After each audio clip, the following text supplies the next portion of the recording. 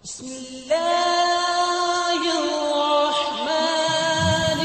Assalamualaikum Ustaz.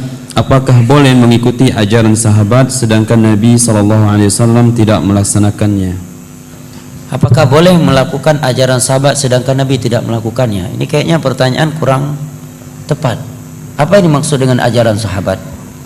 Mungkin maksudnya di sini bagaimana menyikapi syubhat sebagian ahlul bid'ah yang membawa dalil-dalil yang di situ dia menyatakan bahwa bid'ah itu boleh selama hasanah. Buktinya ada beberapa ibadah para sahabat melakukannya sedangkan Nabi belum mengajarkannya.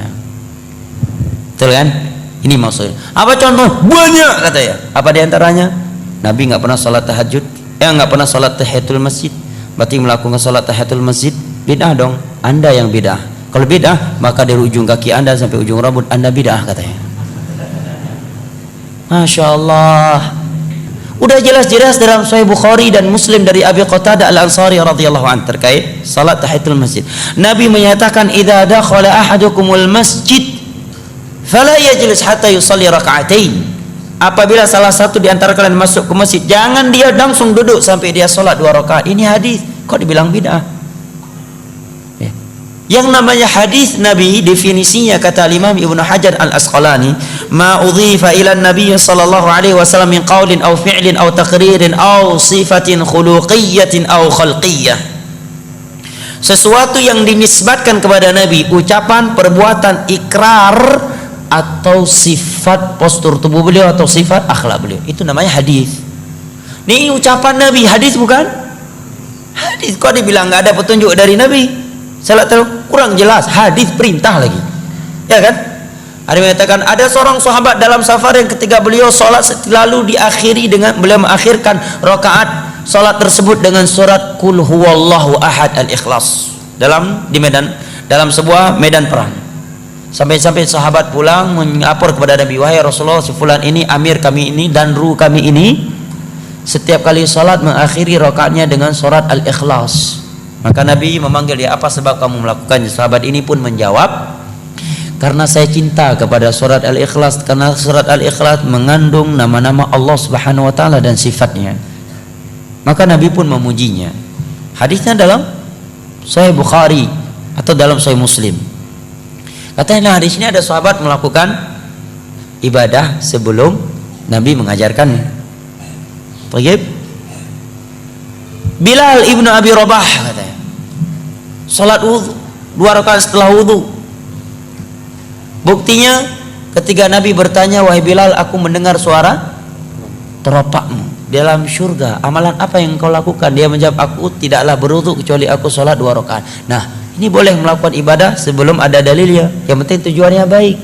Masya Allah, orang dengar mantap ini, buatlah. Kalau seperti itu zuhur 8 rakaat, tujuannya baik. Siapa yang bisa membawa ayat dan hadis bahwa ada larangan jangan sholat zuhur, bunyinya jangan sholat zuhur lebih 4 rakaat, saya kasih uang.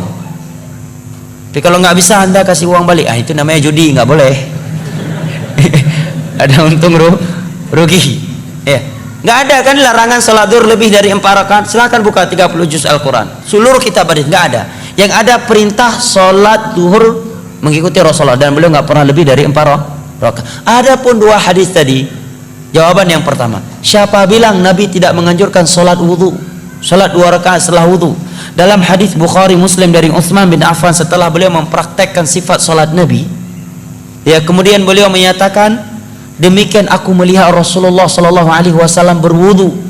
Setelah beliau berwudu, beliau menyatakan, man tawadda'a nahwa wudu'i hadza thumma shalla rak'ataini la yuhadditsu nafsahu fihima illa ghufira lahu ma taqaddama min dhanbihi. Nabi menyatakan, barang siapa yang berwudu seperti wuduku ini, kemudian dia salat 2 rakaat dengan khusyuk, tidak melalaikan dirinya dalam 2 rakaat tersebut, melainkan akan diampuni dosa-dosanya telah berlalu. Ini hadis.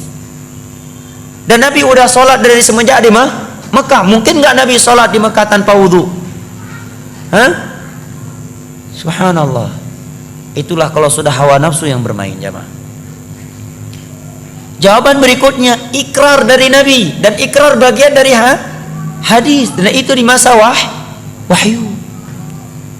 Adapun sahabat membaca Al-Ikhlas tadi karena beliau mengambil keumuman ayat Allah, faqra'u ma tayassara minal Qur'an, bacalah apa yang mudah dari Al-Qur'an dalam salat. Al-Ikhlas bagian dari surat Al-Qur'an.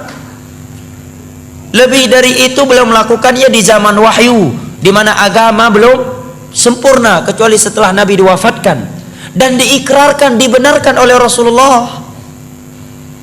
Anda buat bid'ah ini, siapa yang mikrar ya? Anda sahabat? Bukan. Zaman wahyu? Bukan. Yang ikrarnya siapa? Rasulullah? Bukan. Abu Nawas? Iya. Ya kan? Ada juga yang mencari dalil untuk membolehkan bid'ah. Tuh, Umar menyatakan nikmatul bid'atu hadhihi. Masya Allah, ilmiahnya dengan tanda kutip. Sebaik-baik bid'ah, senikmat-nikmat bid'ah adalah ini, tatkala salat tarawih di masa beliau dikerjakan berjamaah.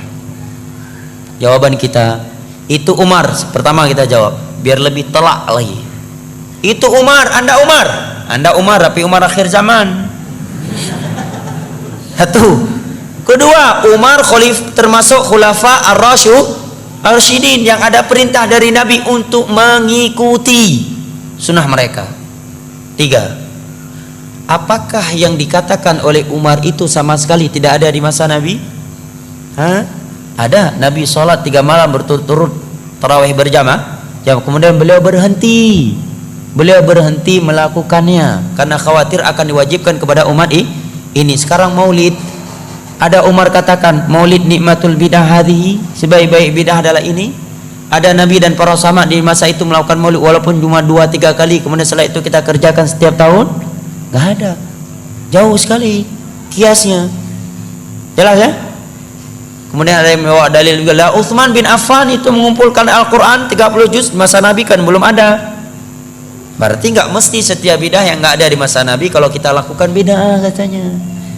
Jawabannya itu Utsman Pak, Anda Utsman bukan, walaupun nama bapak Utsman tapi Utsman akhir zaman. Kedua, Utsman khulafa ar-rasyidun yang ada perintah khusus dari Nabi untuk mengikuti sunnah mereka. Ketiga, perbuatan Utsman tersebut disaksikan oleh seluruh para sahabat Nabi dan seluruh kaum muslimin di masa itu dan tidak ada yang mengingkarinya, semuanya sepakat. Itulah yang disebut dengan al-ijma' al-muntabit al-qat'i, yang wajib diikuti dan tidak boleh diselisihi. Bidah yang Anda lakukan ini ijma' enggak. Jangankan tingkat internasional, tingkat daerah aja enggak ijma'. Ya kan? Ya, jangan tingkat internasional, tingkat daerah aja, tingkat kecamatan enggak ijma'. Gimana mau diikuti? Keempat, Utsman bin Affan melakukan hal tersebut ini bentuk merealisasikan keumuman firman Allah, inna alaina jam'ahu wa qur'ana. Kelima, di masa Nabi sudah ada pengumpulan Al-Quran. Beliau mencontohi itu, hanya saya pengumpulan Al-Quran di masa Nabi tidak sempurna 30 juz dalam sebuah mushaf. Kenapa? Karena fasilitas masih terbatas sehingga Al-Quran tertulis di lempengan-lempengan batu, ya, di lembaran-lembaran, di pelepah-pelepah kurma, di dada-dada manusia karena hafalan yang sangat banyak. Kemudian di parang Yamamah sekian para sahabat ahli Al-Quran, penghafal Al-Quran meninggal dunia. Kemudian juga dalam kejadian Bi'ir Ma'unah 70 sahabat Nabi ahli Al-Quran meninggal dunia. Maka sebelum hilang maka beliau menulis. Jawaban yang keenam, bahwa Utsman bin Affan tidak menambah sebuah ayat yang belum pernah turun kepada Nabi dan tidak pernah mengurangi sebuah ayat yang telah turun kepada Nabi. Al-Quran yang beliau kumpulkan 30 juz itulah Al-Quran yang turun di masa Nabi. Jadi sisi mana ada pembaruannya? Dari sisi mana ada pembaruannya? Berarti pada hakikatnya tidak ada pembaruannya, tetapi yang beliau melakukan adalah sarana masalihul mursalah, sedangkan yang Anda lakukan adalah ritual ibadah, bukan masalihul mursalah. Ya. Kan alasan sebagian orang nggak apa-apa melakukan ibadah yang tidak ada tuntunan dalam agama selama tujuan kita baik, kedua selama tidak ada larangan katanya. Carilah dalil-dalil di atas tadi. Maka itu jawabannya. Kalau ini kaedahnya dalam beragama, maka setiap menit akan keluar bidah baru, ibadah baru. Nggak percaya? Ada orang sholat subuh 4 rakaat. Oh ini hari Ahad nih lagi ada tarbiyah akbar, subuh kali ini 4 rakaat aja lah, kita lagi semangatin. Nggak boleh Anda bilang bidah. Kenapa? Karena nggak ada larangan. Nggak ada larangan. Jangan sholat subuh lebih dari 2 rakaat. Bawa ayatnya, hadisnya. Nggak ada. Ya kan? Cuma yang ada dalam Islam subuh hanya 2 rakaat, tidak lebih. Nabi tidak pernah sholat subuh lebih dari 2 rakaat. Dan Allah memerintahkan kita untuk mengikuti Rasulullah dalam bab sholat. Gak ada larangan jangan sholat subuh 2 rakaat. Kalau kaedahnya yang penting baik, selama tidak ada larangan maka boleh, berarti boleh sholat subuh lebih dari 2 rakaat karena nggak ada larangannya dan tujuan kita pun baik. Datang satu orang lagi mau masuk rumah baru, tahiyatul rumah dululah 2 rakaat.